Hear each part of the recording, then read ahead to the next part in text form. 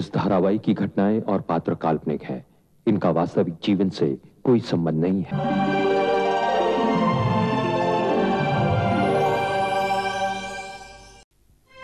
मेरी तो समझ में नहीं आ रहा है क्यों आगे की जिंदगी किस तरह निभाएगी। आप उससे कहिए कि वो विवाह कर ले। कह सुनकर तो मैं हार गई।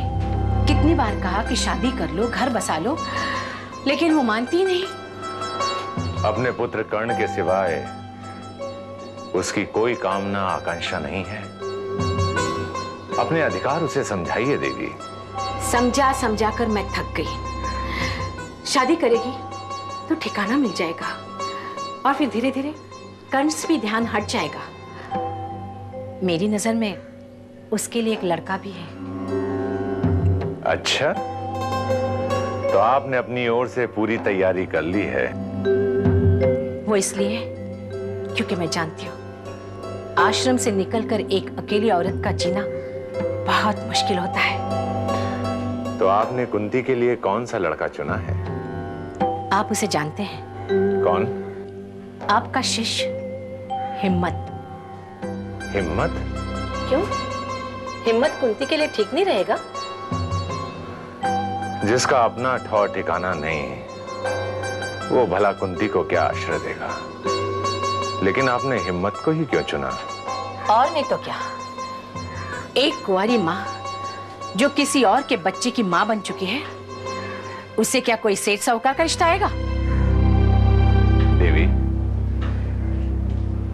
किंतु हिम्मत की जो दशा है, न सोने का ठिकाना, न खाने का ठिकाना, न उसकी अपनी कोई छत है, वो भला घर क्या बसाएगा? एक दूसरे के भाग्य मिलते हैं तो ठिकाना बन जाता है। और फिर हिम्मत सीधा और सज्जन है, कुंती को किसी बात की तकलीफ नहीं होगी। हिम्मत से आपने बात की? अभी तक तो नहीं की, लेकिन बहुत जल्द करना चाहती हूँ। मैंने उसे यहाँ बुलाया था, लेकिन अभी तक आया नहीं। तो क्या मैं हिम्मत से बात कर लूं? जैसा आप उचित समझे। मैं चलता हूँ। नमस्ते।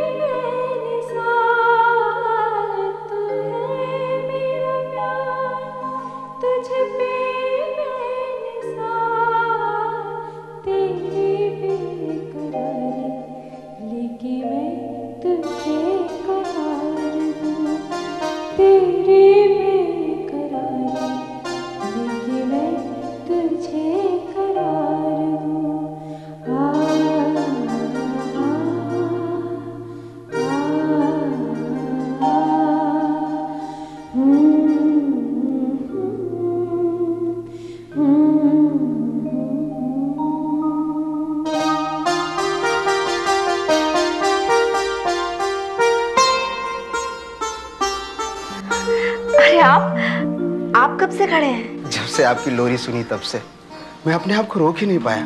सच, कितना अच्छा गाती हैं आप। मैं तो अपने कर्ण को सुला रही थी। नींद तो मुझे भी आ गई थी। ऐसा लगा जैसे मैं अपनी माँ की गोद में सोया हुआ। आपकी माँ आपके साथ रहती है? कहाँ, उन्हें गुजरे तो कई साल हो गए। ओह, आई एम सॉरी। माँ के बिना बिल्कुल अकेला हो गया।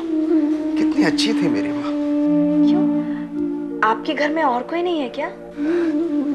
माँ के बिना बेटे का घर घर नहीं होता। माँ थी तो घर घर लगता था।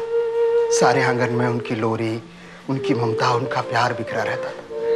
अब वो घर तो एक मकान है जहाँ मेरा भाई, मेरी भाभी और उनका एक बेटा रहता है। और आप कहाँ रहते हैं? मैं भी उसी घर में पड़ा रहता हूँ, एक गैर जरूरी सामान की तरह। आपके भैया भाभी आपको प्यार नहीं करते? करते हैं, अपने मतलब के लिए। ऐसा क्यों कह रहे हैं आप? कुंती जी, मैं उनकी बुराई नहीं कर रहा हूँ। वो भैया भाभी हैं हमारे, खून का रिश्ता है। वो चाहे जैसा व्यवहार करें, चाहे जितना मारे पीटे, चाहे जितना काम कराएं, भैया अधिकार है उनका। छोटा भाई जो हूँ। मतलब आपके भैया भाभी आपके साथ? गलती उनकी नहीं है, मेरी माँ की है। मेरे माँ को ही मुझे छोड़ के नहीं जाना चाहिए था। किसी भी माँ को कभी भी अपने बच्चे को छोड़ के नहीं जाना चाहिए। ये भी कोई बात हो कि बेटा जिंदा है इस दुनिया में और माँ दुनिया ही छोड़कर चली गई। स्वामी जी से पूछता हूँ, जवाब ही नहीं देते। अच्छा, एक बात बताइए, आप भी तो माँ है ना? आप बताइए कि मेरी माँ ने ऐसा क्यों किया? देखो, ये सब आपकी माँ ने अपनी मर्जी से नहीं किया है। ये सब भगवान की मर्जी से हुआ है। आपकी माँ बहुत अच्छी थी ना? उनसे अच्छा तो इस दुनिया में कोई नहीं। जो लोग बहुत अच्छे होते हैं ना, भगवान उन्हें अपने पास बुला लेते हैं। कभी कभी भगवान भी ठीक नहीं करता। माँ की जरूरत बेटे को होती है, भगवान को नहीं होती। इस बात के लिए मैं हनुमान जी से बहुत गुस्सा हूं। कुंती जी, एक बात मानेंगे मेरे? क्या? आप अपने बच्चे को कभी छोड़ के मत जाइएगा, कभी। मेरा बच्चा।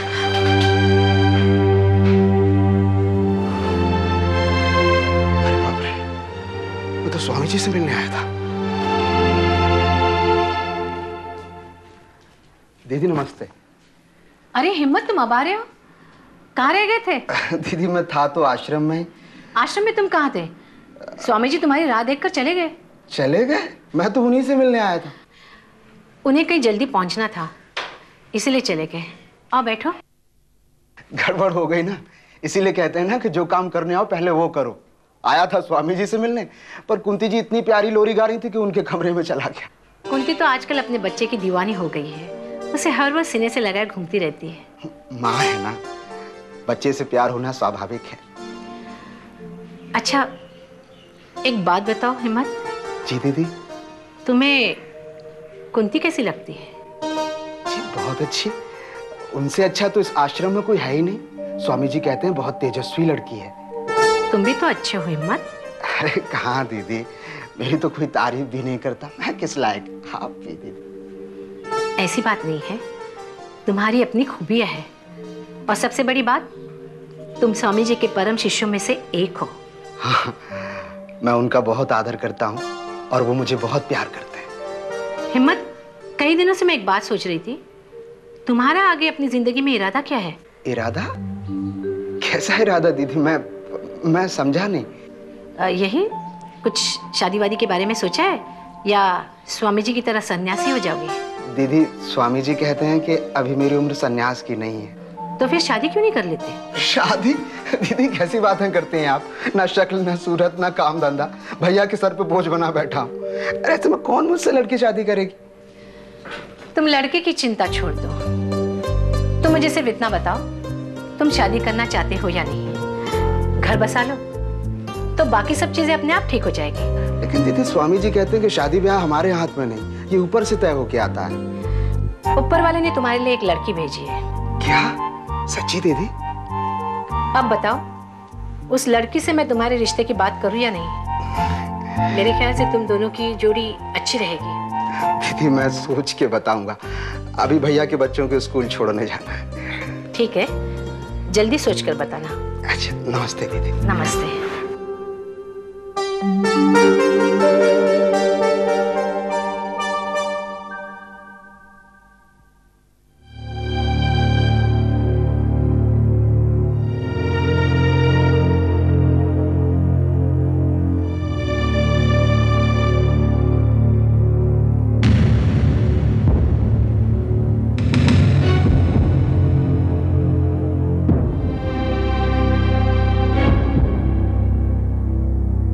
कहाँ गए थे तुम? भैया आश्रम गया था स्वामी जी से मिलने। किससे पूछ के गए थे? इससे पूछता मैंने जरूरत नहीं समझी। हाँ? देखा आपने, जिसे आप गधा समझते थे उसके सर पे तो सिंग निकल रहे हैं। एक बात मेरी कान खोलकर सुन लो, आज के बाद मुझसे पूछे बिना इस घर की दहलीज के बाहर तुम कदम नहीं रखोगे, वरना मैं तुम्हारी टांगे तोड़ दूंगा। इस घर में रहना है तो कायदे से रहो। हाँ हाँ, तुम ही तो कहते थे मेरा छोटा भाई है, मेरा सगा भाई है, इसका हमारे सिवा दूसरा है ही कौन। लेकिन मुझे तो इसके दूसरे ही लक्षण नजर आते। अभी ऐसा क्या कर दिया मैंने? आप हमेशा भला बुरा कहती रहती हैं। हाँ हाँ, मैं तो तेरी दुश्मन हूँ, पराए घर से आई हूँ ना। मुझे पता था कि मेरे किए धरे का कोई नाम नहीं होने वाला। अरे अब चुप ही करो ना। अरे क्यों चुप करो, क्यों चुप करो? अरे इसका दिया खाते हैं क्या? हमारे टुकड़ों पे पलता है और हम ही को आंखें दिखाता है। इतने सालों से हमारे ही दिया हुआ खा रहा है तो इतनी चर्बी है। अगर किसी लायक होता तो पता नहीं क्या करता। लेकिन मैं तो बर्दाश्त कर लूंगा, लेकिन तेरी भाभी कभी बर्दाश्त नहीं करेगी। मैं क्यों बर्दाश्त करूं? क्यों बर्दाश्त करूं? हाँ, उसी को बोल रही हूँ। इसका दिया खाते हैं जो बर्दाश्त करूं। अरे हमारे ऊपर तो एक ये बोझ बन गया है। इस घर को घर नहीं होटल समझता है। कभी भी आता है, कभी भी जाता है।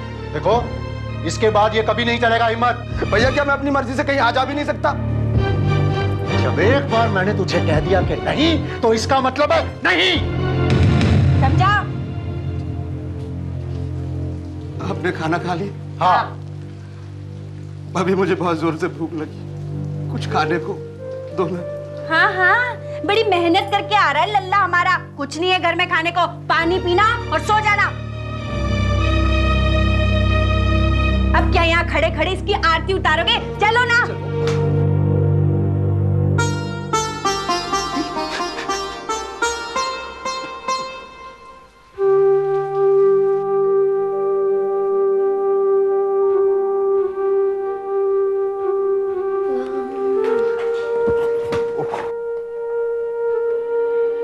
अंधे हो क्या? देख कर नहीं चल सकते? बेटा मुझे बहुत जोर से भूख लगी थी, इसलिए मैं जल्दी किचन में जा रहा था। मैंने देख नहीं पाया आपको। देख कर चला करो। मैं आपका सेब ये धोखे दे दूं? जमीन पर पड़ा हुआ सेब मुझे खिलाओगे? तुम ही खा लो, बेवकूफ।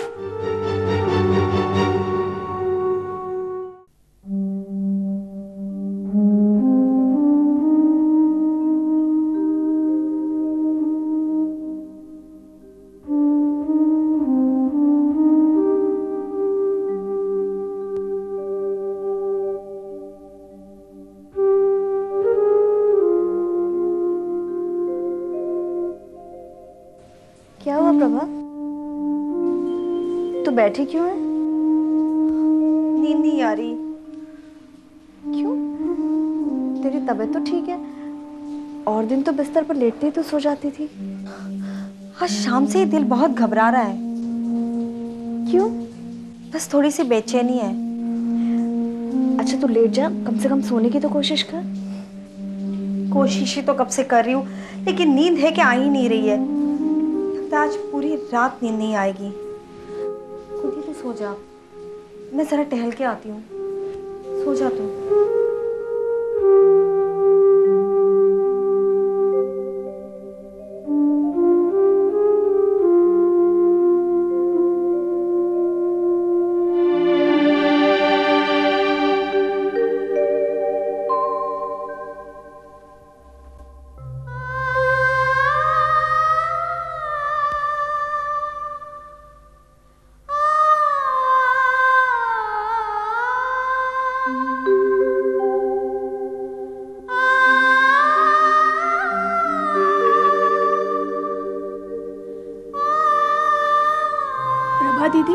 आप इस वक्त यहाँ खड़ी हैं? तो इस वक्त यहाँ क्या कर रही है? मैं तो अक्सर रात को यहाँ आकर अपने बच्चे से बातें करती हूँ। दीदी, अब तो ये अपने हाथ पैर भी मारने लग गया। क्या बात है दीदी, आज आप बहुत परेशान हो? नहीं, कोई बात तो है। मैंने तो हमेशा आपको हंसते और बातें करते हुए देखा है। कभी कभी अपनी हंसी भी अपने से रुक जाती है। दीदी, मुझे आपके बारे में कुछ नहीं पता। बताइए ना कि आपके साथ ऐसा क्या हुआ जो आपको भी इस आश्रम में आना पड़ा? माया, इस आश्रम में आने वाली हर औरत की कहानी एक ही है, सिर्फ उस कहानी के किरदार अलग अलग हैं। सांस लीजिएगा, थोड़ा और तेज,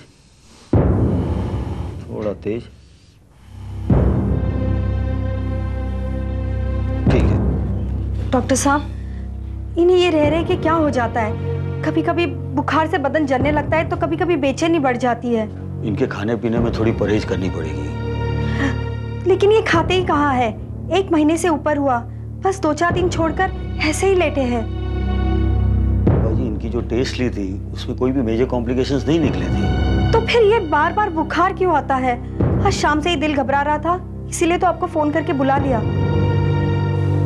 अब आप कैसा महसूस कर रहे हैं चंद्रकांत जी? सीने में जलन महसूस हो रही है और पसीना भी बहुत आ रहा है। डॉक्टर साहब, इनकी यह हालत देख के मैं तो घबराने लगी हूँ। घबराने की कोई बात नहीं है। अब जो दवाई चल रही है उसे हम डिसकंटिन्यू करते हैं और मैं एक दूसरी नई दवाई लिख के दे रहा हूँ, उसे आप मंगवा लीजिएगा। डॉक्टर साहब, ये ठीक तो हो जाएंगे ना? 2-4 दिन और इंतजार कर लेते हैं। अगर फिर भी इनका फीवर नहीं उतरा तो हमें इन्हें हॉस्पिटल में एडमिट करना पड़ेगा।